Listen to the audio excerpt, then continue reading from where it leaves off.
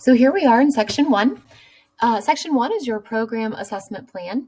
Together, the faculty in your program will come up with an assessment activity to investigate something, an area that you're wanting to learn about your students and their learning.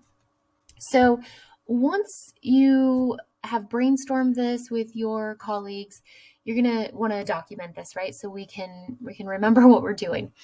If we look at this form, under the section heading, you'll see the link for the written instructions and this video tutorial. So you can click on those as you need. This planning table is pretty simple. What you're going to do is think through all of the courses that you want to include in this assessment. If you'll note here, it says the following courses will be assessed during this assessment cycle. Unless otherwise noted, all sections and modalities of the course will be assessed.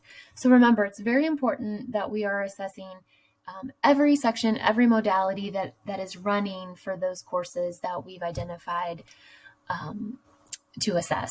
So here you'll put the course. You do not need at this point to put sections. Those may change. We may not know all of them right now.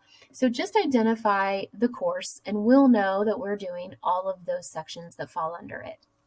You're going to put your assessment 1 and your assessment 2 dates. So what year and semester are you planning to assess these courses the first time and then the second time? Is it fall and spring? Do they not run in the spring? Is it summer? What does that look like for you? This will be a little bit clearer plan for you so you know what you're assessing in what semester. And then you're going to find the course outcome. Remember, the course outcomes come from the master syllabi, and this course outcome will, of course, match and map to the program outcome and the gen ed outcome that we've decided to use. So if you come down below the table, you'll see the place for your program outcome. So each program has an amazing list of program outcomes. So you're going to choose the program outcome, that your program wants to investigate. So just make sure that you're getting those, from your master syllabi and then your most updated program outcome list. Below that is a description of your assessment activity. So here's where you're really going to describe what this activity is going to look like in detail. Okay. You might have a good idea of it today as you're discussing it. And then when it comes, 2 months later, it comes time to do the activity. Some of those details may have slipped your mind if we don't capture them here.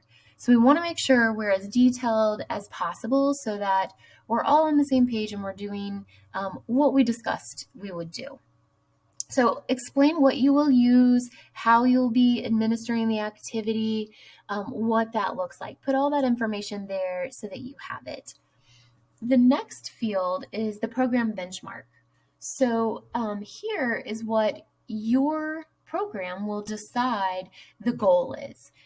So you'll see that you just have a gray area to type in really a number. So what % of students do you want to score competent or higher?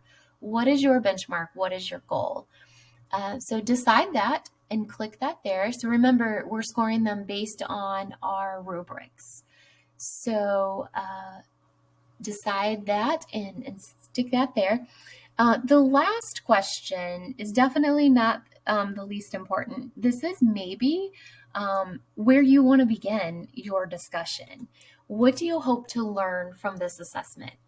If you start your discussion here, then all of you as instructors and teachers can decide what you really want to learn from this assessment, because we want to be assessing for a purpose, right? Our purpose ultimately is to improve student learning, but what area? That's huge, right? That is a vague description. Student learning, it encompasses so much.